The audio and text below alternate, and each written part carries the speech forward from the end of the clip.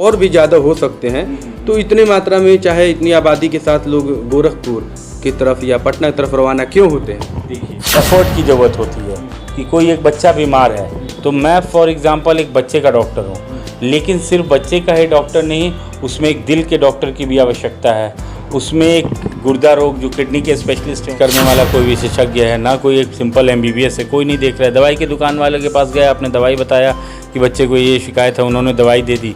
अब वो दवाई किस मात्रा में देनी है, बच्चों में तो खास करके दवाई की मात्रा बहुत इम्पॉर्टेंट होती है। आप एक चीज़ जो 2.5 ml देना है वो आप 3.5-4 ml दे दीजिएगा, तो 1-1.5 ml में आपको लगेगा कि अरे क्या है, लेकिन बच्चों पे उसका प्रतिकूल प्रभाव पड़ेगा, सही प्रभाव नहीं पड़ता। तो दोस्तों, आपका हमारे चैनल में सिवान ज़िले में हमारी टीम पहुंची हुई है और लगातार स्वास्थ्य को लेकर लोगों के बारे में जानने की कोशिश कर रहे हैं। और कहीं ना कहीं पूरे ज़िले में अगर बात किया जाए तो अस्पताल रोड जो है काफ़ी फेमस है और डॉक्टर पीयूष पद्मेश के पास हमारी टीम पहुंची हुई है। ये पहली बार नहीं, इससे पहले भी हम लोग आए हुए थे। और शिशु रोग विशेषज्ञ जितने भी मरीज़ हैं, ख़ास बात यह कि ये शिशु रोग विशेषज्ञ हैं। और आजकल बच्चों में विभिन्न तरह के बीमारियां देखी जा रही है। जो नवजात बच्चे होते हैं या छोटे छोटे बच्चों में काफ़ी तरह के नए बीमारियाँ आ रही हैं, उनको लेकर भी हम बात करेंगे। और कहीं ना कहीं सबसे पहले आपको हमारे चैनल के माध्यम से रक्षाबंधन की ढेरों सारी शुभकामनाएं हम बधाई, और इसी मुद्दे पे भी बात करेंगे। आइए सबसे पहले सर से बात कर लेते हैं। स्वागत। BSN के दर्शकों को और टुडे सफ़र के दर्शकों को मेरा हार्दिक अभिनंदन। मैं डॉक्टर पीयूष पद्मेश, शिशु रोग विशेषज्ञ सिवान। पहले बात तो सभी दर्शकों को और सभी सिवान वासियों को मेरे तरफ से रक्षाबंधन के अवसर पे हार्दिक शुभकामनाएं। सभी उम्मीद है कि सभी कोई स्वस्थ रहेंगे, सुखी रहेंगे, इसीलिए मेरे तरफ से सभी को हार्दिक शुभकामनाएं। डॉक्टर साहब, नवजात शिशु रोग विशेषज्ञ आप, चूँकि कहीं ना कहीं सिवान में काफ़ी नाम भी आपका, काफ़ी फेमस भी हैं, और बहुत सारे पेशेंट, बहुत सारे ऐसे केसेस भी आपने हैंडल किया है, बहुत क्रिटिकल केसेस जो बड़े बड़े शहरों में उस तरह का इलाज होता था, लेकिन उन जैसे मरीजों को भी आपने इलाज कराया है।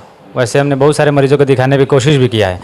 तो अभी फ़िलहाल चूँकि आप डॉक्टर हैं और काफ़ी सारे मरीजों को देखते हैं डेली, किस तरह के पेशेंट्स आ रहे हैं अभी, और क्या लग रहा है कि अभी जो माहौल चल रहा है, अभी जो मौसम चल रहा है, उसमें किस तरह की सावधानियाँ बरतनी चाहिए? हाँ, अभी तो मौसम जो है वो काफ़ी परिवर्तन वाला चल रहा है। किसी दिन धूप हो रही है, किसी दिन बारिश हो रही है।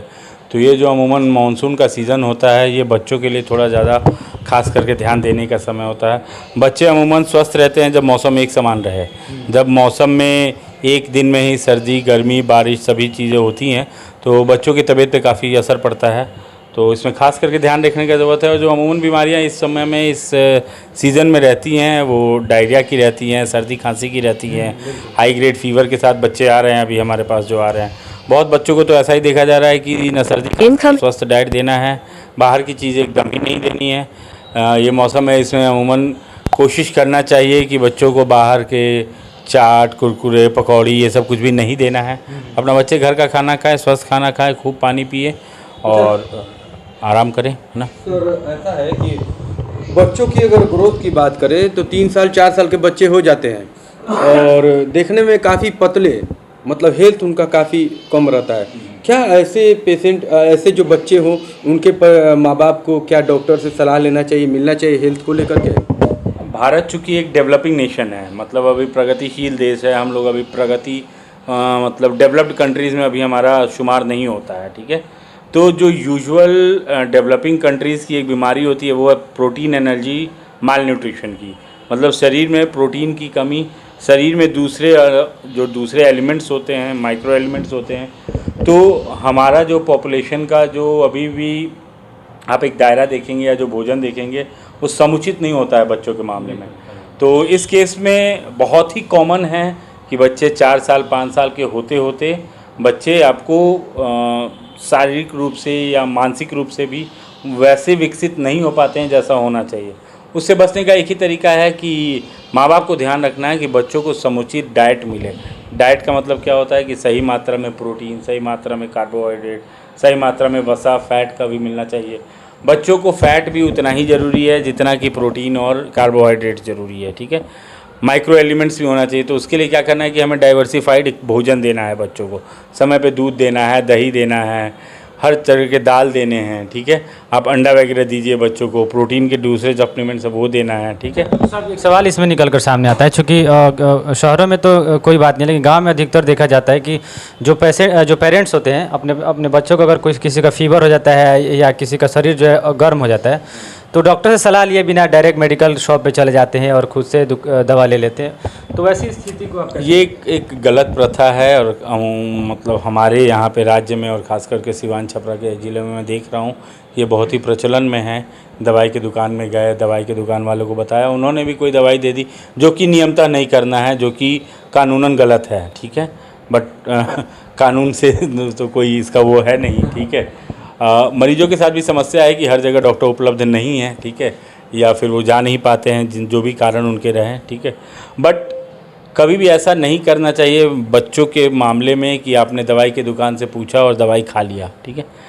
ना वहाँ पे जांच करने वाला कोई विशेषज्ञ है, ना कोई एक सिंपल MBBS है, कोई नहीं देख रहा है। दवाई के दुकान वाले के पास गए, आपने दवाई बताया कि बच्चे को ये शिकायत है, उन्होंने दवाई दे दी। अब वो दवाई किस मात्रा में देनी है, बच्चों में तो खास करके दवाई की मात्रा बहुत इम्पॉर्टेंट होती है। आप एक चीज़ जो 2.5 ml देना है वो आप 3.5-4 ml दे दीजिएगा, तो 1-1.5 ml में आपको लगेगा कि अरे क्या है, लेकिन बच्चों पे उसका प्रतिकूल प्रभाव पड़ेगा, सही प्रभाव नहीं पड़ता है, बच्चों को बीमार कर सकती है वो दवाइयाँ। तो हमेशा दवाई किसी भी डॉक्टर से आप मतलब परामर्श लेके ही खाएं बच्चों का, तो वो ज़्यादा बेहतर हो। आप नहीं आ पा रहे हैं तो जो भी नज़दीकी डॉक्टर हैं उनसे परामर्श ले, लेकिन हाँ किसी एक सर्टिफाइड डॉक्टर से परामर्श ले फिर खाएं। डॉक्टर साहब, चूँकि हम लोग किसी भी डॉक्टर के पास जाते हैं सिवान के, तो ये सवाल हम लोग ज़रूर उनसे पूछते हैं। चूँकि सिवान जो है काफ़ी डेवलप हो रहा है, धीरे धीरे हम लोग भी ग्रोथ कर रहे हैं, चाहे मेडिकल क्षेत्र हो या एजुकेशनल क्षेत्र हो या कृषि एग्रीकल्चर क्षेत्र हो, किसी भी क्षेत्र की अगर बात करें तो हम लोग ग्रोथ कर रहे हैं। अच्छा, अभी आपको क्या लग रहा है सर, सिवान मेडिकल क्षेत्र में अगर बात किया जाए तो सिवान को आप कहाँ देखते हैं? सिवान मेडिकल क्षेत्र में अगर सुविधाओं के बारे में कहेंगे तो यहाँ पे मुझे जो लग रहा है पर्सनल अपने एक्सपीरियंस से कि जो मैंने पहले 10 साल पहले जो सेवाएं देखी थी उसमें काफ़ी सुधार आया है। स्वास्थ्य विभाग में के खासकर बहुत सुधार आया है। जिन बच्चों को या जिन दूसरे मरीजों को भी पहले बाहर जाने की ज़रूरत पड़ती थी, अब उनका इलाज सिवान में ही हो रहा है।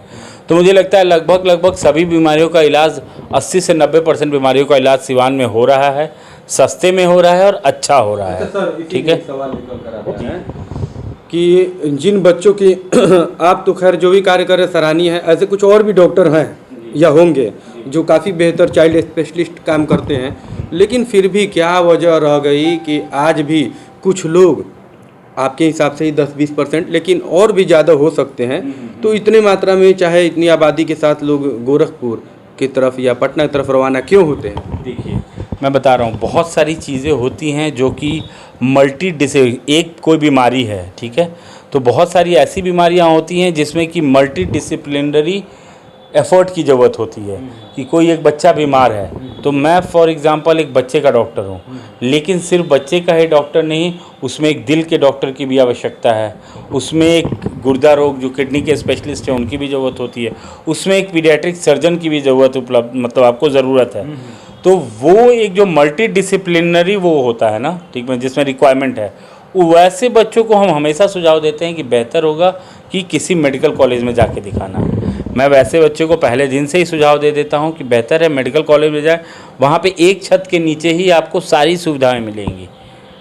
सिवान चूँकि एक अगर शहरों के शहरीकरण पे देखें तो एक B ग्रेड C ग्रेड शहर के बीच में आता है, तो यहाँ पे अभी उतना जो मल्टी स्पेशलिटी हॉस्पिटल्स हैं उनका चलन अभी हुआ नहीं है।